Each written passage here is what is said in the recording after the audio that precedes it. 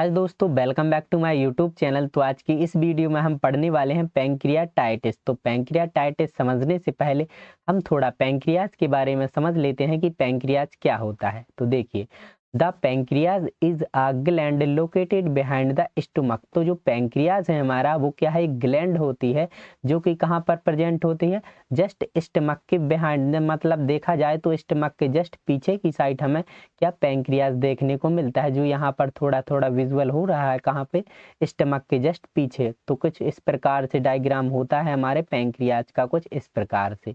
Then इसके बाद हम बात करें तो release the hormone insulin and glucagon. तो जो हमारे पैंक्रियाज का वर्क होता है, फंक्शन होता है, तो वो क्या होता है कि हार्मोन रिलीज करना, जैसे कि इंसुलिन और ग्लूकागोन, ठीक है।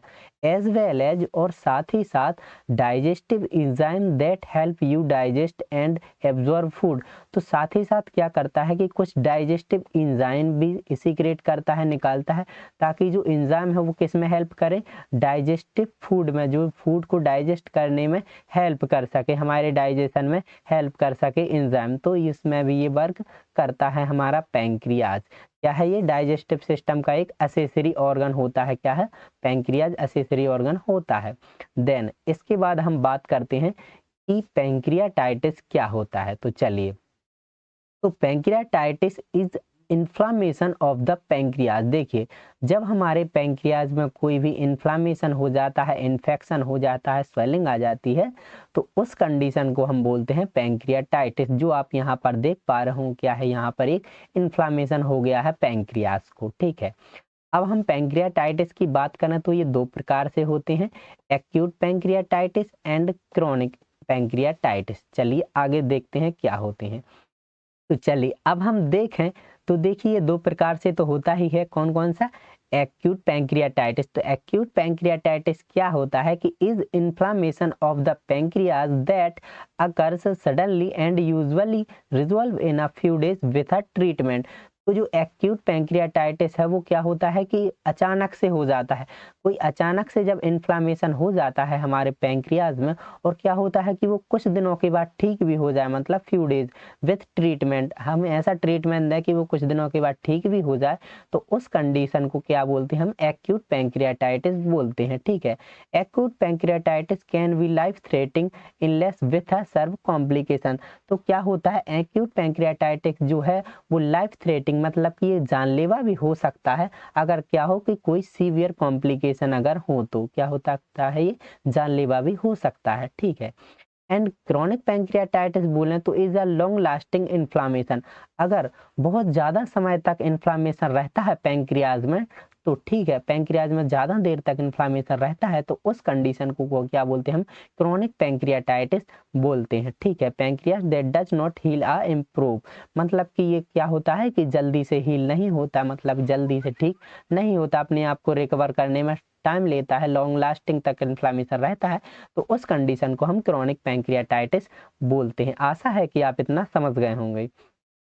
इसके बाद हम कॉजेस की बात करते हैं कि किस कारण से ये पैंक्रियाटाइटिस देखने को मिलता है, इसके क्या क्या कॉजेस होते हैं।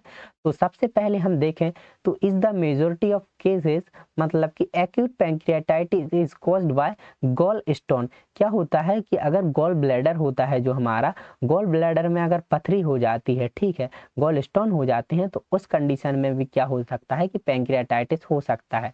तो गॉल स्टोन अगर हो जाए गॉल ब्लैडर में, तो उस कंडीशन को हम क्या बोलते हैं, कोलिलिथाइसिस बोलते हैं, ठीक है। देन उसके बाद है कोलेंजाइटिस। कोलेंजाइटिस क्या होता है कि कोलेंजाइटिस में क्या हो सकता है कि inflammation of the bile duct. क्या होती है, जो ये बाइल जो आप देख पा रहे होंगे यहाँ से, जो ये क्या करती है कि बाइल को भी लेकर आती है, और जो एंजाइम होते हैं पैंक्रियाटिक एंजाइम, इसे भी लेकर आती है, और कहाँ पर ये छोड़ती है, ये ड्यूडेनम में, स्मॉल इंटेस्टाइन के ड्यूडेनम पार्ट में छोड़ती है। लेकिन अगर इस बाल में इन्फ्लामेशन हो जाए, इन्फेक्शन हो जाए, कोलेंजाइटिस हो जाए, तो उस कंडीशन में भी क्या हो सकता है कि पैंक्रियाटाइटिस हो सकता है, ठीक है।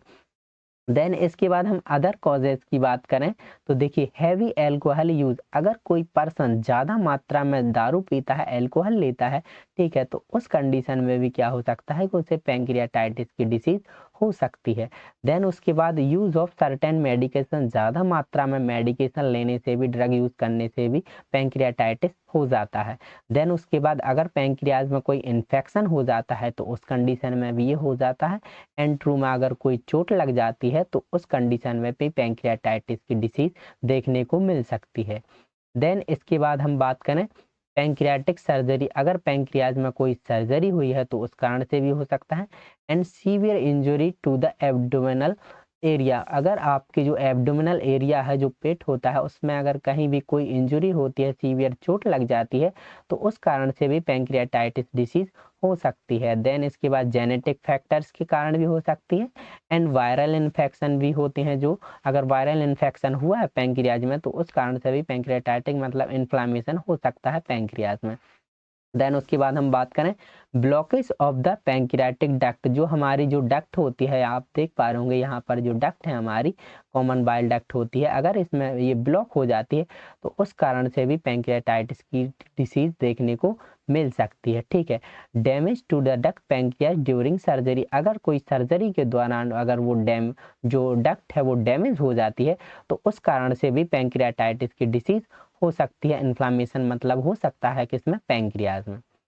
तो आशा है आप इतना समझ गए होंगे। इसके बाद हम यहाँ पर समझें क्या है, इसके बाद हम समझेंगे क्या, पैथोफिजियोलॉजी। पैथोफिजियोलॉजी में हम स्टेप बाय स्टेप समझेंगे कि जो इन्फ्लामेशन होता है पैंक्रियाज में वो कैसे होता है, किस कंडीशन में होता है। तो देखिए, ड्यू टू इटियोलॉजिकल फैक्टर, जो भी हमने इटियोलॉजी देखी, अगर उनमें से कोई कारण होता है, जैसे कि अभी हमने देखा कि जैसे कि कोलिंजाइटिस होता है, हैवी अल्कोहल यूज लेते हैं, तो उस जैसे इन्फेक्शन होता है तो वो कैसे कॉज करता है। तो देखिए क्या होता है कि blockage occur in pancreatic duct and passage of enzyme secretion. क्या होता है कि अगर इटियोलॉजी जो भी फैक्टर्स हैं उनकी वजह से क्या होता है कि जो हमारी ये पैंक्रियाटिक डक्ट है, ये वाली जो आप देख पा रहे होंगे ये डक्ट है, ये क्या हो जाती है, ये ब्लॉक हो जाती है। ब्लॉक हो जाती है देन क्या हो सकता है, पासेज ऑफ एंजाइम सीक्रेशन, जहाँ से ये एंजाइम सीक्रेशन होते हैं ये क्या हो गई, यहाँ से ये ब्लॉक हो गई। ठीक है। देन इसके बाद क्या होगा कि pancreatic enzyme secretion and passage disturb. तो देखिए क्या होगा कि जो पैंक्रियाज से जो पैंक्रियाटिक एंजाइम सीक्रेट हो रहे हैं वो क्या हो जाएंगे, डिस्टर्ब हो जाएंगे। ठीक है। और जो रास्ता है इसका एंजाइम सीक्रेट होने का, यहाँ से यहाँ तक बाइल डक्ट तक आने का, वो क्या हो जाएगा, डिस्टर्ब हो जाएगा।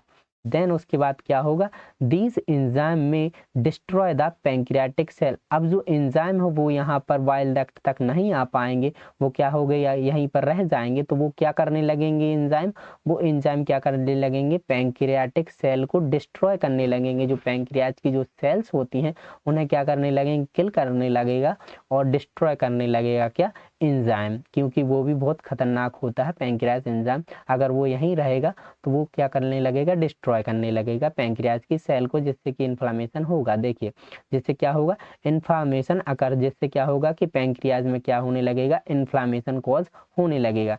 देन उसके बाद उस कंडीशन को क्या बोलने लगेंगे, हम पैंक्रियाटाइटिस बोलने लगेंगे। तो हम अगर थोड़ा सा ओवरव्यू देखें तो जो भी इटियोलॉजिकल फैक्टर है उनकी वजह से क्या होगा कि पैंक्रियाटिक डक्ट में क्या होगा, ये ब्लॉकेज हो जाएगी। अगर पैंक्रियाटिक डक्ट ब्लॉकेज हो जाएगी तो पैंक्रियाटिक एंजाइम क्या होंगे, निकल नहीं पाएंगे, वो डिस्टर्बेंस हो जाएगा उनका जो पासेज होता है। देन उसके बाद क्या होगा कि जो एंजाइम है वो डिस्ट्रॉय करने लगेंगे पैंक्रियाटिक की सेल को। देन उसके बाद क्या हो जाएगा, इन्फ्लामेशन कॉज हो जाएगा हमारे पैंक्रियाज में। आशा है कि आप इतना समझ गए होंगे। इसके बाद हम समझते हैं साइन और सिम्टम्स की, हमें क्या साइन और सिम्टम्स देखने को मिलते हैं जिसे पैंक्रियाटाइटिस की बीमारी है। ठीक है। तो सबसे पहले हमें देखने को मिलेगा नोजिया एंड वोमिटिंग, जो कि देखने को मिलता है।